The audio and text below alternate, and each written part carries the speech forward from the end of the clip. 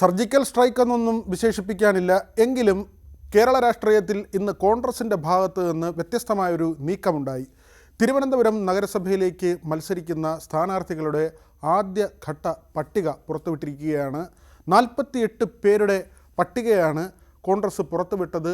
ഇതിൽ അത്ഭുതമെന്ന് പറയാനുള്ള കാര്യം, പല തിരഞ്ഞെടുപ്പുകളിലും തിരഞ്ഞെടുപ്പ് പ്രഖ്യാപനം വന്ന് വിജ്ഞാപനം വന്ന് പിന്നീട് നാമനിർദ്ദേശ പത്രിക സമർപ്പിക്കാനുള്ള ദിവസത്തിനോടടുക്കുമ്പോഴാണ് പാർട്ടി സ്ഥാനാർത്ഥികളെ തീരുമാനിക്കുന്നത്. പ്രത്യേകിച്ച് തദ്ദേശ തിരഞ്ഞെടുപ്പിൽ ഔദ്യോഗിക സ്ഥാനാർത്ഥി വരുന്നതിന് മുൻപ് തന്നെ 4 വിമതന്മാരെങ്കിലും മിക്കവാറും പല വാർഡുകളിലും ഉണ്ടാകും. തിരഞ്ഞെടുപ്പ് ദിവസം, വോട്ടെണ്ണൽ ദിവസം രാവിലെ ഒരു 8 മണിയാകുമ്പോൾ തന്നെ കോൺഗ്രസിൻ്റെ കട പൂട്ടുന്ന കാഴ്ചയായിരുന്നു തിരുവനന്തപുരം നഗരസഭയിൽ കഴിഞ്ഞ കുറേ കാലമായി കണ്ടുകൊണ്ടിരുന്നത്. കെ മുരളീധരൻ എന്ന നേതാവിൻ്റെ ഒരു നേതൃപാഠവും കാഴ്ചപ്പാടും തന്നെയാണ് ഇപ്പോഴത്തെ ഈ ഒരു മാറ്റത്തിന് കാരണം. വളരെ പെട്ടെന്ന് സ്ഥാനാർത്ഥി പ്രഖ്യാപനം നടത്തുക എന്ന നിലയിലേക്ക് കാര്യങ്ങളെ കൊണ്ടുവന്ന് എത്തിച്ചത് മുരളീധരൻ്റെ കഴിഞ്ഞ കുറേ നാളുകളായുള്ള വർക്കിൻ്റെ ഒരു ഫലം തന്നെയാണ്. അത് വളരെ നമ്മൾ കേരള രാഷ്ട്രീയത്തിൽ ചാണക്യൻ എന്ന് പറയുന്ന കെ കരുണാകരൻ്റെ ഒരു ലെഗസി അത് കെ മുരളീധരനുണ്ട്. അദ്ദേഹം ക്രൗഡ് പുള്ളറാണ്. കോൺഗ്രസ് ഇപ്പോഴത്തെ നിലയിൽ പോയാൽ, പഴയ ചരിത്രം പറഞ്ഞിരുന്നു കഴിഞ്ഞാൽ ഇനി അധികകാലം കേരളത്തിൽ ഉണ്ടാകില്ല എന്ന തിരിച്ചറിവുള്ള നേതാക്കളിൽ ഒരാളാണ് കെ മുരളീധരൻ. കെ മുരളീധരൻ്റെ മറ്റൊരു മികച്ച നീക്കമായി പറയാൻ കഴിയുന്നത് കെ എസ് ശബരിനാഥനെ മേയർ സ്ഥാനാർത്ഥിയായി അവതരിപ്പിക്കുന്നു എന്നതാണ്. ഇപ്പോൾ തന്നെ നമുക്കറിയാം, അടുത്ത സർക്കാർ മാറി വന്നാൽ ആരാകും മുഖ്യമന്ത്രി എന്നതിനെ ചൊല്ലിയുള്ള തർക്കം ഇപ്പോൾ തന്നെ പാർട്ടിക്കുള്ളിലുണ്ട്. വി ഡി സതീശനാണോ, കെ സി വേണുഗോപാലാണോ, ചെന്നിത്തലയാണോ, ഇനി അതൊന്നുമല്ലാതെ അടൂർ പ്രകാശാണോ, അങ്ങനെ പല പേരുകൾ പല സ്ഥലത്തു നിന്ന് ഉരുത്തിരിഞ്ഞു വരുന്നുണ്ട്.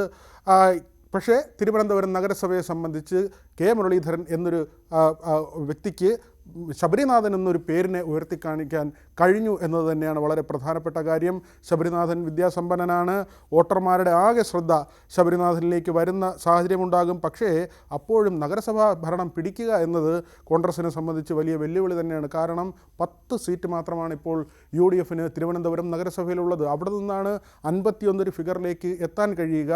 അത് അതിവിദൂരമായൊരു സ്വപ്നമാണ്. അധികാരം പിടിക്കുക എന്നത് എളുപ്പമുള്ള കാര്യമല്ല. തിരഞ്ഞെടുപ്പ് സമയമാണ്. ഏതെങ്കിലും പാർട്ടി ഉയർത്തിക്കാട്ടുകയോ താഴ്ത്തിക്കെട്ടുകയോ ചെയ്യുന്നില്ല. പക്ഷേ ഒരു ബാലികേറ മല എന്ന നിലയിൽ തന്നെയാണ് ഇപ്പോഴും തിരുവനന്തപുരം നഗരസഭ കോൺഗ്രസിന് മുന്നിലുള്ളത്. മറ്റൊരു ശ്രദ്ധേയമായ കാര്യം, യുവമുഖങ്ങളെ അണിനിരത്താൻ കഴിഞ്ഞു എന്നതാണ്. കടൽ കിഴവന്മാർ മാറിക്കൊടുക്കാത്തൊരു കാലഘട്ടം തിരുവനന്തപുരം നഗരസഭയിൽ ഈ സ്ഥാനാർത്ഥിത്വവുമായി ബന്ധപ്പെട്ട് കോൺഗ്രസ് അഭിമുഖീകരിച്ചിരുന്നു. അവിടെ നിന്ന് സംവരണം വരുന്നു. അപ്പോഴും സ്ത്രീകളെ തിരഞ്ഞെടുക്കുന്നതിൽ പോലും ഈ പുരുഷന്മാരുടെ ബന്ധുക്കളോ ഭാര്യമാരെയോ ഒക്കെ തന്നെ സ്ഥാനാർത്ഥികളായി കൊണ്ടുവരുന്ന ഒരു പ്രവണതയൊക്കെ ഉണ്ടായിരുന്നു. അവിടെ നിന്നൊക്കെ മാറി ചുറുചുറുക്കുള്ള ചെറുപ്പക്കാരെ സ്ഥാനാർത്ഥികളാക്കാൻ യൂത്ത് കോൺഗ്രസിൻ്റെയൊക്കെ ഭാരവാഹികളായ വനിതകളെ സ്ഥാനാർത്ഥിയാക്കി കൊണ്ടുവരുന്നതിൽ കെ മുരളീധരന് അങ്ങനെ ഒരു ദൗത്യം കൂടി പൂർത്തിയാക്കാൻ കഴിഞ്ഞു. 48 സീറ്റിൽ മാത്രമാണ് ഇതുവരെ ആളെ കണ്ടെത്തിയിട്ടുള്ളത്. ഇനിയുമുണ്ട്. ഇനി വിമതശല്യം ഒഴിവാക്കേണ്ടതുണ്ട്. പക്ഷേ സമയമുണ്ട്. ഈ വിമതന്മാർ വന്നാൽ പോലും കൊച്ചിയിലൊക്കെയുള്ള തന്ത്രമെന്ന് പറയുന്നത് അവർക്ക് കൗൺസിലിംഗ് നൽകുക എന്നതാണ്.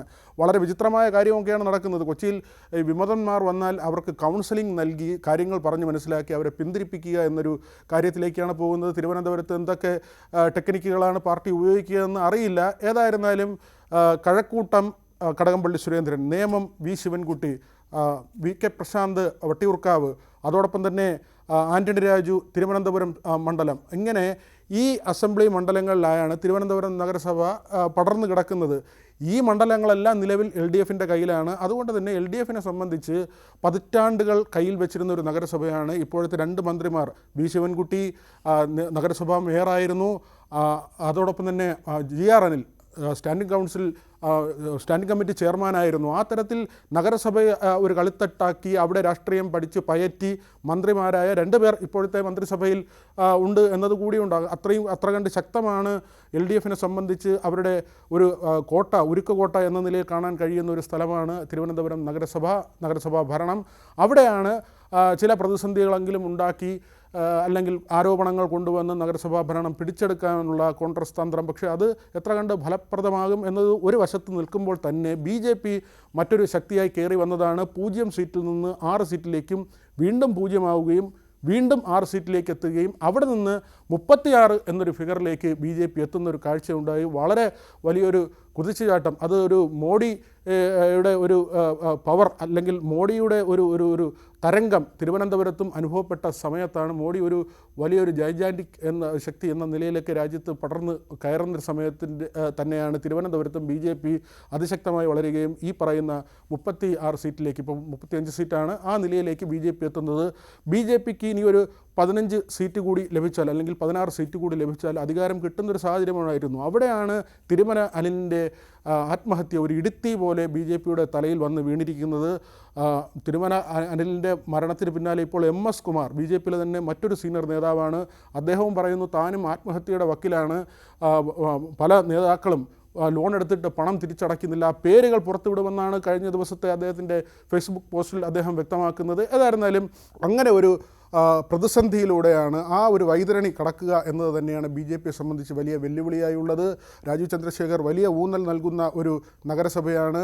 അവിടെ അഡ്വക്കേറ്റ് എസ് സുരേഷിനെ പോലെ ഒരാൾ അവിടെ കാര്യങ്ങൾ കൃത്യമായി കൈകാര്യം ചെയ്യുന്നുണ്ട്. നേരത്തെയുള്ള VV രാജേഷ് BJP ജില്ലാ പ്രസിഡൻ്റായിരുന്നു. VV രാജേഷിനും S സുരേഷിനും ഒക്കെ വളരെ കൃത്യമായി തിരുവനന്തപുരം നഗരത്തിൻ്റെ സ്പന്ദനം അറിയാവുന്നതാണ്, പൊളിറ്റിക്സ് എന്താണെന്ന് കൃത്യമായി അറിയാവുന്നതാണ്. അവിടെ അവർ അങ്ങനെ ഒരു മേൽക്കോയ്മ നേടാൻ, അല്ലെങ്കിൽ ഒരു 10 സീറ്റ് കൂടി നേടിയാൽ ഒരുപക്ഷെ കുറച്ച് സ്വതന്ത്രന്മാരൊക്കെ പല സ്ഥലങ്ങളിലായി മത്സരിക്കുന്നുണ്ട്, അവരുടെയൊക്കെ പിന്തുണയോടുകൂടി നഗരസഭാ ഭരണം പിടിക്കാമെന്നൊരു പ്രതീക്ഷയിലായിരുന്നു BJP ഉണ്ടായിരുന്നത്.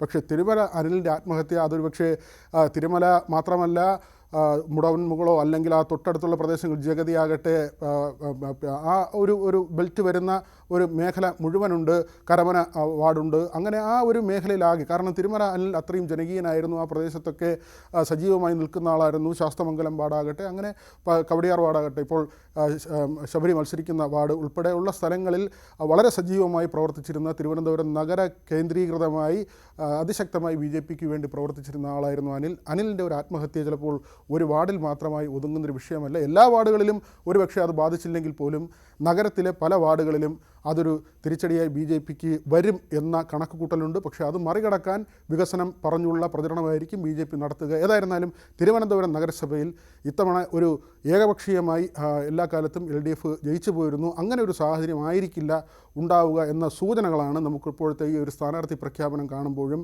മറ്റ് BJPയുടെയൊക്കെ നീക്കം കാണുമ്പോഴും മനസ്സിലാക്കാൻ കഴിയുന്നത്.